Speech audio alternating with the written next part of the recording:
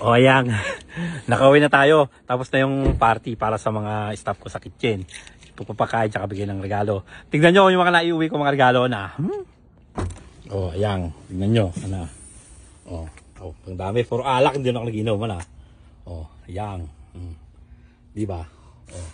Tapos ito lintik. Inalis ko yung laman ng regalo nito. O. Tapos, ang laman. Siopaw.